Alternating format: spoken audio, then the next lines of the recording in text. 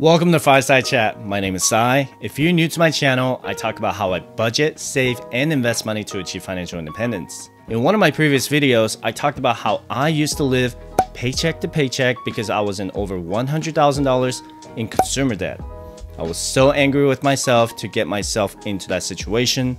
I also realized that I had a serious spending problem. This was all before I discovered the FIRE journey, financial independence, and retire early. I wanted to do better for me and my family, so I decided to tackle my debt starting on New Year's Day in 2014. At the end of 2013, I did a lot of research on how to grow my wealth, and I found out that I couldn't start building my wealth until I paid off my toxic debt because my interest rates were anywhere between 10 to 25%. They were really bad. Anytime I Googled debt or how to get out of debt, the first website that always popped up was Dave Ramsey. I watched so many of his videos and he said 80% of personal finance is behavior. He is absolutely right about my spending problem. He also says if you will live like no one else so later you can live like no one else.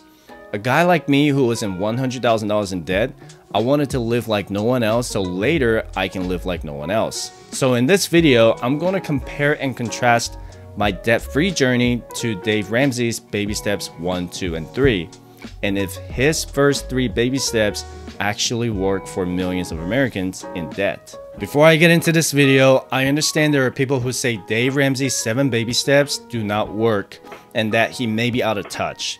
There are also people who are hardcore Dave Ramsey fans and believe his baby step plan actually works. This video is not sponsored by anyone and it is based on my experience and my personal opinion. Did I purchase Dave Ramsey's FPU? I did not. Instead, I created my own debt-free plan to get out of $100,000 in consumer debt. I got it done in 2 years without talking to anyone about it. However, if I could travel back in time to do my debt-free plan all over again, I would have strictly followed his baby steps 1, 2, 3. Let me explain. Dave's baby step number 1 is to save $1,000 in your emergency fund. Baby step 2 is to tackle all of your debt with the exception of your mortgage. Baby step 3 is to save 3 to 6 months in your emergency fund. Let's look at his first baby step, and that's to save $1,000 in your emergency fund. I didn't follow this step because I only had $200 in my emergency fund. I know that's really bad. If I had followed his baby step number 1, I would have definitely saved at least $1,000 in my emergency fund. Now, I've also heard people say saving $1,000 in the emergency fund is not enough. According to Dave, having only $1,000 sitting there should ignite your drive to pay off your debt even faster. His idea is that he doesn't want you to stay in baby step 2 for 10 years. For example, if you have $10,000 saved and you owe $15,000, then Dave wants you to save $1,000 in your emergency fund and put the rest of $9,000 towards your $15,000 debt and just pay off as quickly as you can for the rest of the debt that you have.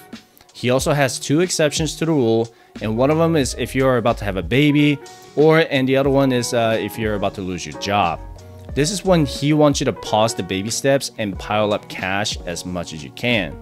Do I think people should save more than $1,000 in their emergency fund while they're in debt? I think the answer to that is it depends. I agree with Dave that you should pile up cash when it comes to having a baby or losing a job.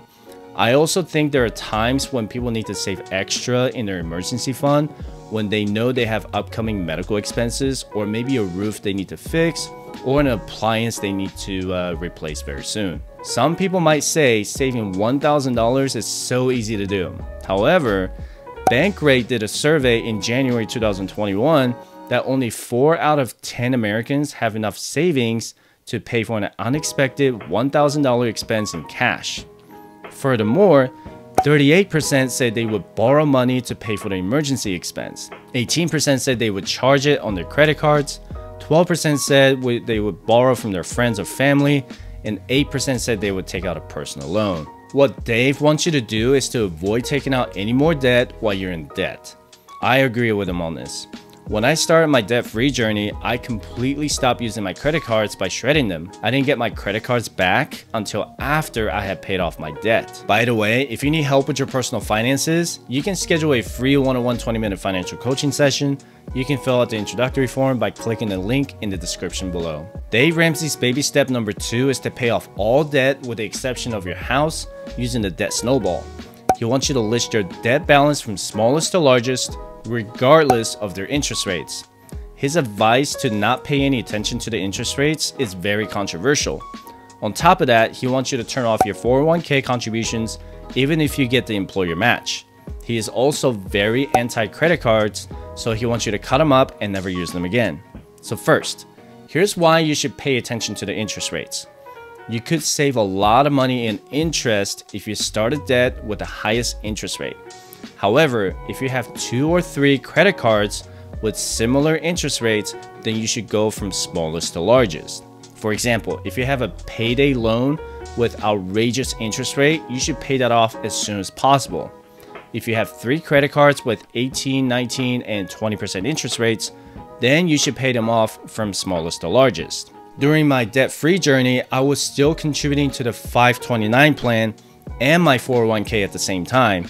So second, if I could go back in time, I would have stopped contributing to the 529 plan and continue to contribute to the 401k since my employer matched my contributions. Even if you're in debt, you should still contribute to your 401k, but only if you have employer match. Here's why. Because rule number 1 is you should never leave free money on the table. Let's look at this hypothetical scenario. Your gross income is $70,000 and your employer match is 3% of your gross income if you contribute 6%.